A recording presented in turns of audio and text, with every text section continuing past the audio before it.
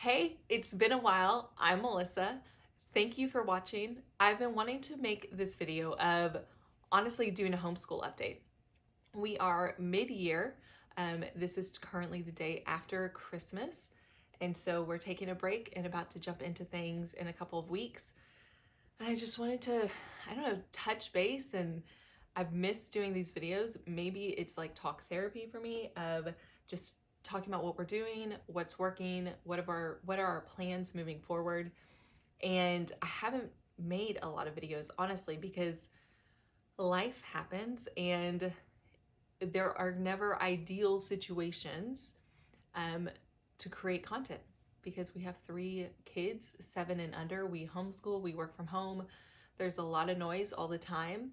And if there's not a lot of noise, then the chances of me being like presentable to a camera are not very likely. And so I have just decided, like, moving forward, I want to remove as many barriers of entry for me as possible, which is probably going to mean a lot of videos without my hair washed because that is me 90% of the time. Little to no makeup because that is me 90% of the time. I'll wear a bra, you're welcome. But if I have to wait until the house is empty or it's quiet, and I have clean hair and I have makeup on and I have non-spit up clothes on, like, I'm never gonna make a video because that's just not life right now. So this is where we're at today. Quiet house, postpartum, messy hair that's falling out, not a lot of makeup, Christmas tree still up, and a almost 5-month-old baby who will probably be waking up any moment. So one of the things I needed to do this week, like I said, it is the week after Christmas, it's the day after Christmas. We're actually leaving for town for New Year's to spend New Year's with my family, and then we'll be there for a couple weeks because it coincided with some work and some business and some trips for Joshua as well. So I have a list of things I need to get done before we leave, and one of them is prepping reading curriculum. So I just thought while I did that, I would make this video that I've been wanting to make, just to start getting back into, honestly, the habit. Like I said, the habit of creating content. I really enjoy doing this. And so I thought I would just take you along and chat about how homeschool's going, what we're doing, what changes we've made, what we're doing moving forward while I'm cutting away. So I have a 7-year-old who is in 2nd grade. I hate doing grades. I hate mentioning grades because it's like very fluid for us, but she's in 2nd grade. And then I have a 4-year-old who's on the pre-K level. And I'm gonna be looking down a lot because I'm gonna be actually getting stuff done while I'm doing this. So let me get set up. So let's just go kind of subject by subject.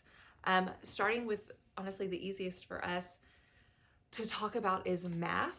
We use master books. We have since the very beginning when it comes to math. She is in level 2, and it's been going well. We're actually at the tail end of it because we started last year. And so there's really no major news. The curriculum works really well for us. It's a gentle and slow pace curriculum, though challenging at times for her. And we plan on using it moving forward. We actually took a break from it probably since Thanksgiving time, just for the reason of we were getting to a part where there were brand new concepts being introduced, and I knew we were going to have like spotty lessons between Thanksgiving and Christmas, and I didn't want to deal with like introducing a brand new concept and then losing the information and having to reintroduce it. So we did a lot of practice, which Masterbooks has a practice book that is optional, that just has additional work pages in it. So if your child needs either a refresher or extra practice, it's really handy for that. I actually highly recommend it because it's been super helpful for that reason. On those things that she needs a little bit more practice on, we do the extra practice for those concepts. And then also during the times like we've had this past month where we're just taking it really light on math, I'll just go through and pick out some sections and some pages that are review for her. So math has been good. We plan on using it. That has been about it. Next, we'll move on to reading, which is actually what I'm working on. If you have watched any of my other videos, then you may know that we've just had a little bit of like, reading has been a little bit tougher of an area than I had anticipated. I don't know why I thought reading would be super smooth. Maybe it is. If it's super smooth for you, I'm really excited. That has not been our journey so far, because y'all, the English language is hard and kind of dumb sometimes. Like the rules are so, there are rules and then there are like 50 million exceptions to the rules, which don't make sense. Anyways, reading has been a bit of a challenge.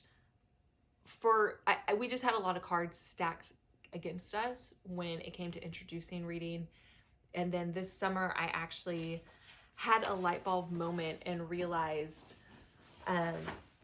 that it may not just be because of consistency. Pause. Sorry, you're just gonna hear a lot of background noises and paper ruffling during this. It may not just be a consistency issue. It may not just be a curriculum issue, though both of those things were a factor. I had this moment this past summer where I realized there could just be like, what's the best way to say it? I realized there could be other factors at play for my daughter that make reading a little bit more difficult. She inverts letters often, kind of always has. We're still working through it. Her brain goes really fast. We've worked on kind of slowing it down. She gets ahead of herself. And I just think there's just some natural tendencies in her and the way that her brain kind of translates some things. That reading and decoding has been a little bit more of a longer process. And we've had to like take several steps back at several points during this journey and kind of restart.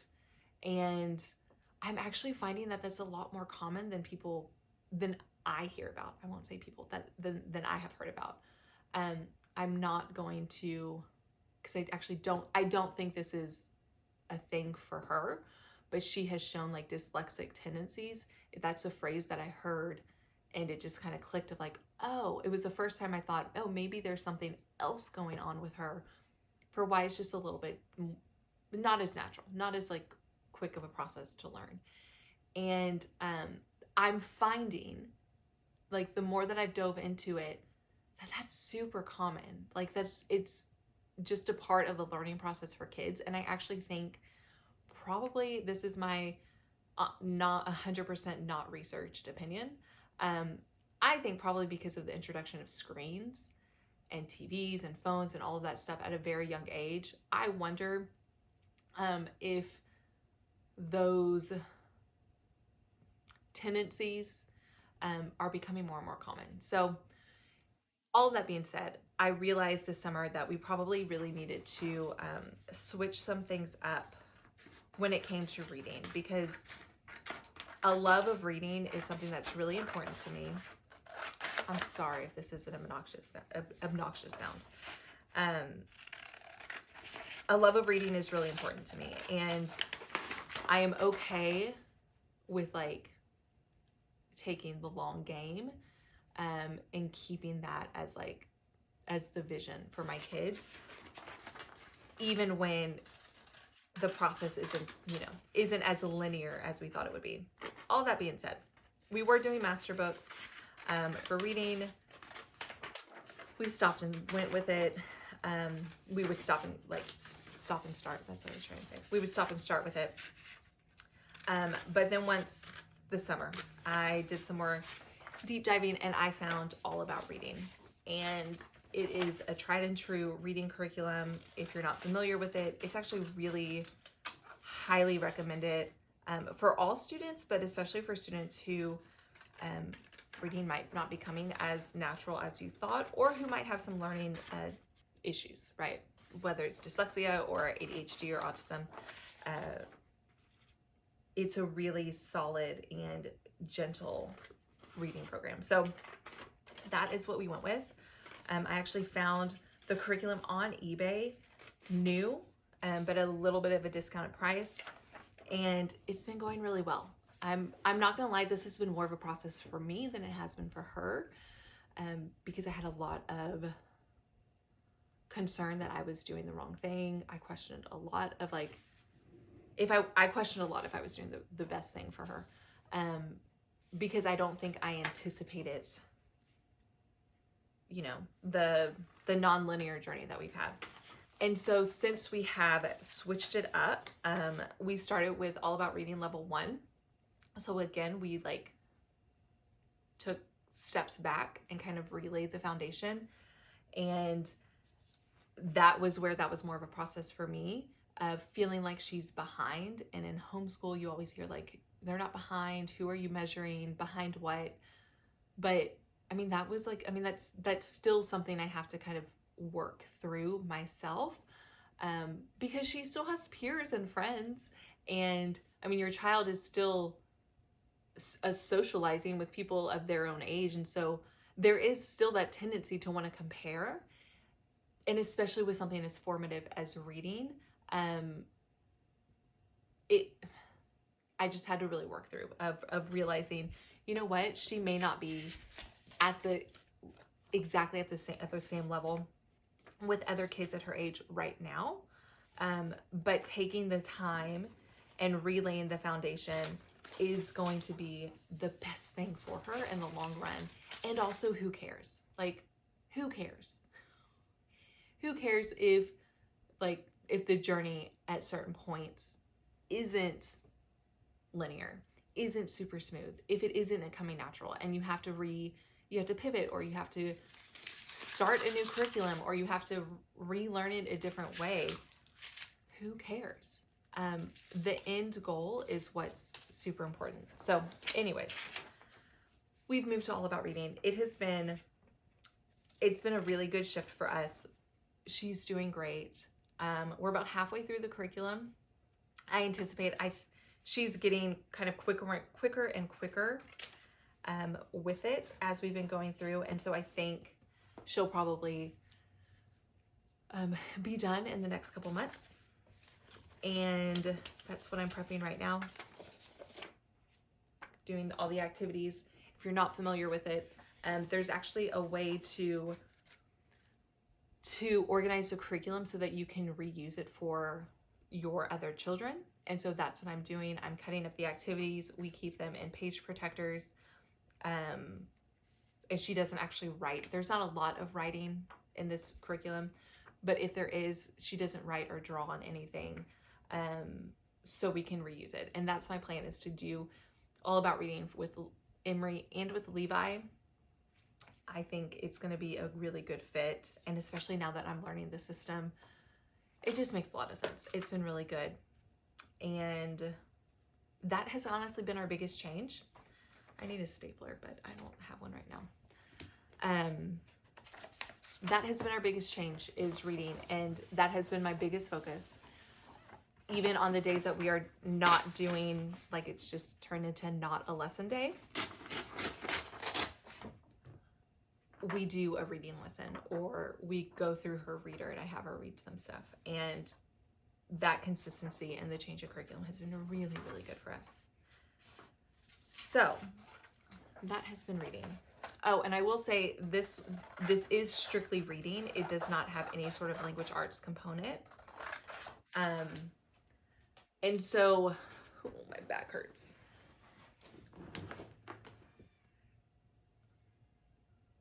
Okay, I don't know what I was talking about. I had to get up because our cat was getting in a fight with another cat. But I also grabbed a stapler.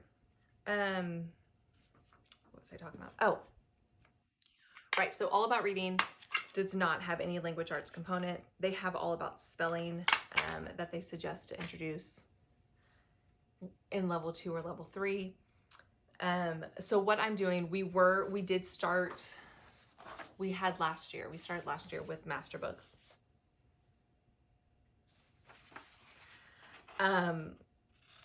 and that is a full language arts curriculum. And so since we already have it, I'll go through, they have reading comprehension activities. Maybe once a week, I'll go through and we'll do some reading comprehension. I'll do some of the grammar, like the parts of speech we had already started on, and she really enjoyed those activities. Sorry, this must be really loud next to the mic. So while I don't think it's totally necessary right now, we were already in the habit of doing some of that curriculum. So she is getting a little bit more than just strictly reading lessons.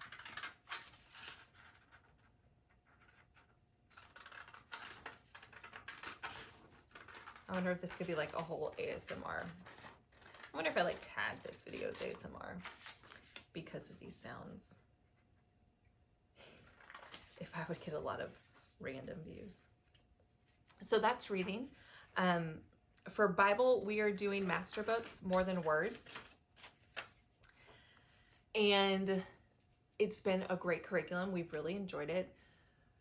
We do a little bit every day, although that's probably going to change a little bit. I'll talk about what's changing after this holiday break in a minute. And yeah, there's really nothing major about the curriculum that isn't working for us. Like we enjoy it. It talks through really key biblical truths. There is some character study. It's been a good curriculum. So I plan on us finishing that up. And then I do have some long-term plans that I'm still trying to solidify. My oldest, Esther, is really like, she's just very spiritually hungry. She's super inquisitive. She's also very deep, meaning like she has deep feelings, but how do I want to say it? Like she is just like very aware of things. And so she's able to spiritually connect dots at her age that honestly some adults don't even connect. And I'm not saying that as like, whatever. She is just at this point in her journey where she's really wanting to latch on to more depth beyond just, some of the Bible curriculums and some of the like Bible study, like stuff for kids is very kiddie and doesn't go into some of the depth that more advanced studies do. And so I'm not really sure what that means for us yet, except that I really want to do one-on-one Bible studies with her. And I think I'm still trying to figure out what it looks like. I'm probably not going to follow any specific curriculum or Bible study, but I really just want to pick a book of the Bible and go through it with her. Like we kind of dive into scripture together and talk about it and maybe journal or I don't know, Bible art our way through it. I'm really not sure, except that she is at this place in her spiritual journey that she's ready for more. And it is like my number one responsibility. It is my number one responsibility to steward that, to disciple her. And it's honestly really exciting. I'm not gonna lie, slightly intimidating. Because it's just like a new level that I'm excited for. But more on that, we'll be making some changes, adding some things when I come up with what that looks like. Maybe when we have a few weeks under our feet, I'll come back and share what we're doing. So that's Bible. And then last, math, reading, Bible, history. This has been our first year of introducing history. And I've always been a big history nerd. I love history. I love learning about it. I love learning about the people. I love biographies, all that stuff. But I was really overwhelmed at the idea of introducing history in a homeschool setting, to my kids. So I did a good amount of research on I don't know, like how do you introduce history to a 6 and 7-year-old? And some might argue that that's too young, which I don't necessarily disagree. But at this point, my daughter was asking for certain things, and I mean, how do you introduce that to a 7-year-old without being boring or without being fact driven, which is not something I wanted. So in my research, I basically learned there are two, I mean, there may be more, but I found two major methods to teaching history. One being chronological, so starting at like the beginning of time, the beginning of history. So for us, starting with creation and kind of working its way through world history. And there are lots of curriculum out there that does it. Story of the world, mystery of history. Like there's a lot of chronological, I believe that's a classical method for teaching history. And then the other method that I learned is more, okay, sorry if this is stressing you. This is your sound. I call it like relevancy, like starting with history and studies that are the most relevant to you as a person and kind of working your way out. And so for us, we're in the United States, starting with American history, getting a good solid foundation on that, and then working our way out, probably moving to European history because that's very relevant to American history, and then expanding into world, ancient history, all of that stuff. So I decided to do the latter. That made the most sense to me. That felt less overwhelming, and probably less confusing for a 7-year-old.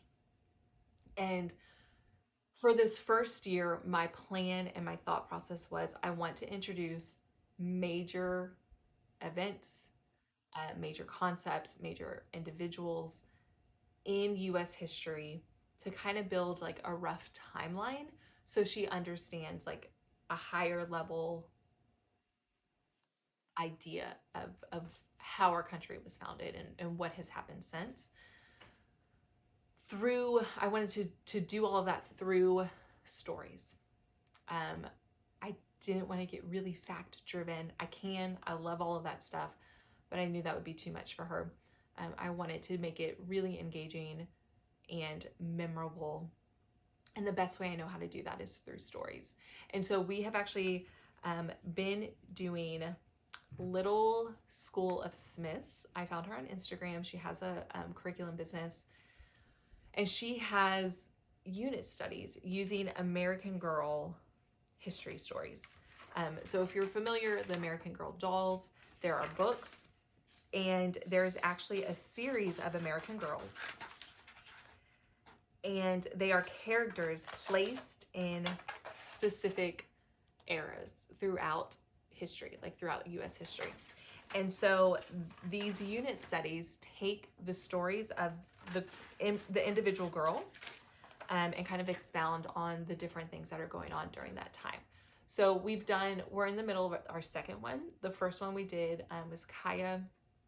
She's a Nez Perce Indian in the Pacific Northwest. And so we studied some on her culture. We studied about Lewis and Clark. The Nez Perce tribe played a significant part into the Lewis and Clark expedition. We learned about Sacagawea and just like different things culturally. And it was honestly amazing. Like we really, really loved it. I actually fell in love. That curriculum alone made me fall in love with unit studies. Before, unit studies felt very overwhelming to me, which is funny because I know they're not supposed to be. That's the whole point of unit studies. And like random. The idea of doing like all these like one-off unit studies felt very random. But with this, it's like a unit study for a particular period of time. And you're kind of, again, you're like connecting these dots through story and through, honestly, through like the little rabbit trails that you want to go on. And that's the other thing that I fell in love with about unit studies is, the curriculum itself is pretty basic. It's supposed to be a 4-week unit, and it gives you picture books, activities, narration, notebooking ideas for each week, but you can also just go off and find your own things. And that's actually what we did. We wanted to learn more about Lewis and Clark. And so we started YouTubing it. I found some great videos about Lewis and Clark, and it just led to more about Sacagawea. It was really fun. We just went into this like little like history treasure hunt, and it was really, really fun. And we actually ended that unit study with a notebooking day. And this has been like this is like a game changer for us. Notebooking like is something that like I want to do. But again, it felt, I didn't want it to be intimidating for my kids. When it comes to like writing the perfect things or drawing the perfect picture, like I wanted there to just be this like creative liberty to it and freedom, to just get creative and imaginative. And my daughter's really has gotten into like scrapbooking. And so I decided to make a notebooking scrapbook day, and we printed out pictures based on the Kaya stories. We actually went to AI and we created our own pictures and got scrapbook paper and tape, and we basically just had a scrapbooking day where we scrapbooked. I actually did it alongside with them. What we remembered and what we wanted to like to document. That's the word. What we wanted to document. And it was so fun. And it actually completely solidified, like that is going to be a staple in our homeschool. We actually haven't done it since, because in my head, I want it to be done with like a unit. But that's going to be changing in the near future, and I'll get more to that later. So that's how we're doing history. It's been amazing. We're currently in Felicity, which is the next American Girl doll. And she is in Williamsburg, Virginia. So in the colonies, American Revolution, kind of like loyalists and patriots and that whole timeline. And we've actually been camped out here for quite a while. I was wanting to get done with this before Christmas break, but we didn't. And so we'll finish it up when we get back. And from there, I think our plan is to go to Pioneer Time, Civil War, World War I, World War II. I would like to end at World War II. And chances are it's going to take us much longer than like this school year. Knowing my record, like I tend to take my time with some things. So that's been history. It's been really fun. We've enjoyed it. I'll probably, after this next unit study on Felicity, I might do like a more in-depth video on it to share like how we do it. Our plans for the future are actually to be camped out on American history for like several years, which I know might stress some people out. It kind of stressed me out when I thought about it. But there's just so much to dive into, and she's not at the age that it's really important for her to like dive into like the details and all of the key players. And but I don't want to rush through it just to get onto like another subject. And so the plan is next year, like when we're done with the American Girl series, we are going to circle back around, and I'm going to introduce master books. My American Story, that's actually a 2-year curriculum. It has 2 textbooks, and my plan is to just take our time and go through, and kind of in the same ways that we've been doing the American Girl history units. I want to just continue that while we're learning history, like taking rabbit trails when we want to take rabbit trails.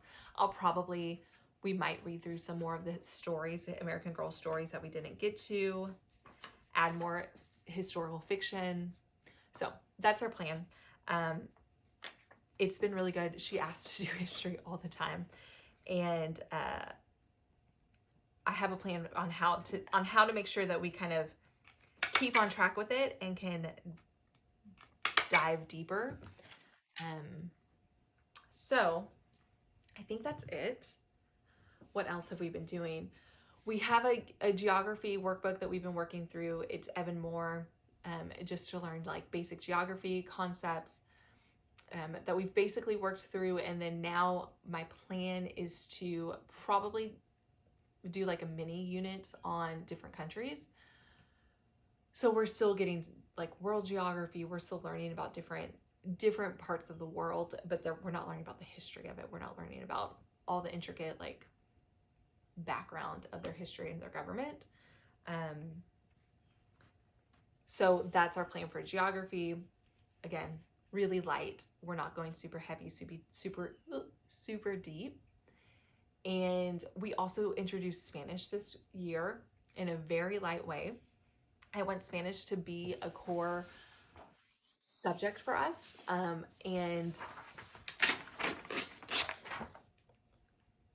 And instead of like getting kind of overwhelmed with a full curriculum for Spanish, I just got flashcards and I let the girls pick out one word every week. And so we have 2 words a week that we memorize, and that's it. In the morning, we review our words, and we're just like building a small little Spanish vocabulary, and it's actually working really well.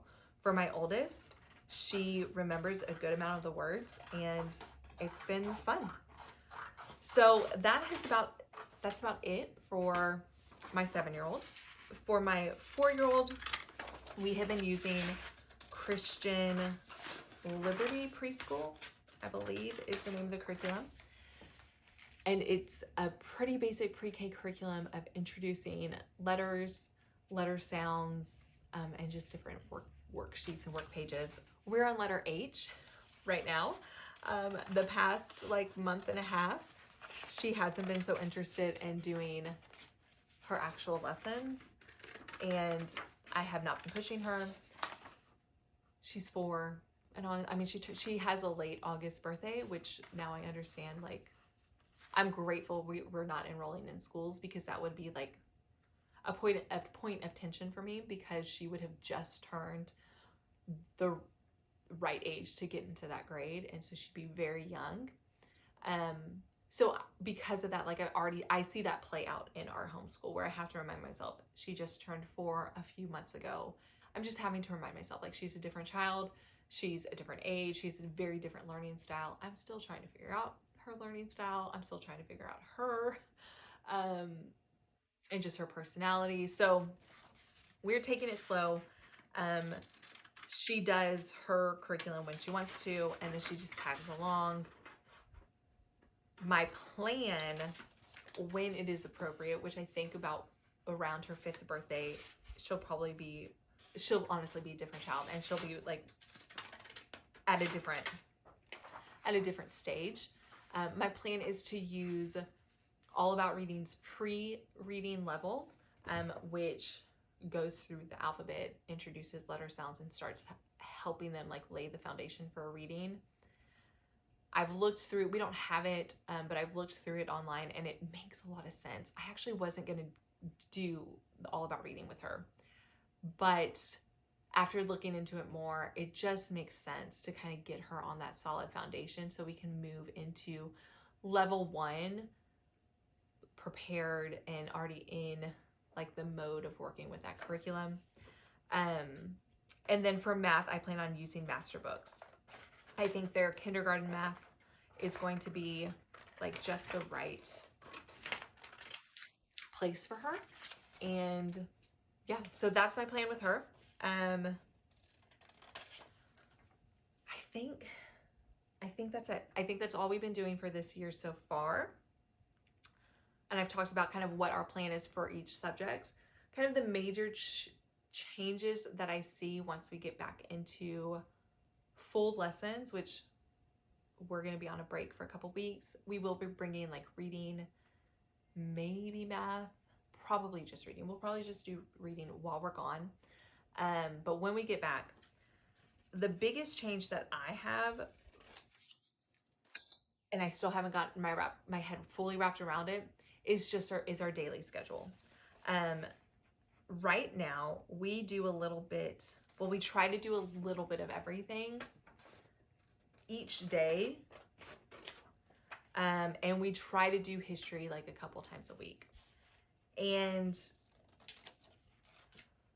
so what we'll do in the morning, I say morning very lightly. What we do when we start lessons, whenever we start it during the day, is I do what's called like our morning board. I have on our wall a calendar, our Spanish flashcards, the letters and the numbers that Emery's working on, our Bible key truth. And so we'll just kind of review all of that every morning. We pray, review the morning board. We'll do like ABC, days of the week, months of the year song. And then we move into Bible. And then after Bible, we'll do handwriting. And then we'll move into like the individual subjects, which honestly, I just kind of like toggle. Like right now, Emery's just kind of playing on her own. She doesn't really want to do lessons, or she wants to do a worksheet all on her own because that's her personality. She either wants like full one-on-one attention, or she wants like to be fully independent. So I do math and reading with Esther, and we'll usually take a break after we do math and reading, and then we try and reconvene and like do some history, which has been a little hit or miss lately. So what I plan on doing moving forward is I want to introduce the loop system, which if you're not familiar, loop is just a way of like having that list of additional subjects. And instead of having them on like a set day, and if you miss that day, then you miss that subject for the week and you just hope you get to it next week. Instead of having it on a set day, you just have a time every day in your schedule to work on a loop subject. And so you just are working on whatever subject is next, right? No matter the frequency. I hope that makes sense. There are tons of videos out there on how this loop system works. But basically, in an ideal world, after we do all of our core subjects, we'll take a break, we'll come back and we'll spend, probably 30 minutes on a loop subject. So for me, the loop subjects are going to be Bible, history, science, because the girls are really asking to do science again, and read aloud. So like a designated time to do our read alouds and dive a little deeper. And so for me, what's going to change is just like that daily schedule. We're not going to do daily Bible anymore. We're still going to pray. Bible's really interwoven into like our whole day. But I'm going to take that week's worth of Bible curriculum and we're just going to do it all in one setting, which with our curriculum is not overwhelming. We could definitely do it. That even gives us more time to like expand on doing it further, like a character study, reading books that are more relevant to it. And my like long vision is that this will also be like the designated time where I'll do that one-on-one study with Esther, basically one-on-one discipleship. And honestly, looking forward, I could see that being something that we just like have in our weekly schedule, is that discipleship time where I have designated time with each of my children to disciple them individually with wherever they're at. And then history will do like, again, one day to focus and deep dive on history, one day to focus and deep dive on a science, which is really just doing a science experiment. And then read aloud. We just don't have a good rhythm for keeping up with our read alouds. We've finally gotten to like reading every night for the most part. And that has kept up, like we've been able to stay on track. History, we do a lot of our read alouds are a lot of time are with history. And so I think like having a designated history day is going to help us get through our history read aloud. And then we'll be able to, on our read aloud days,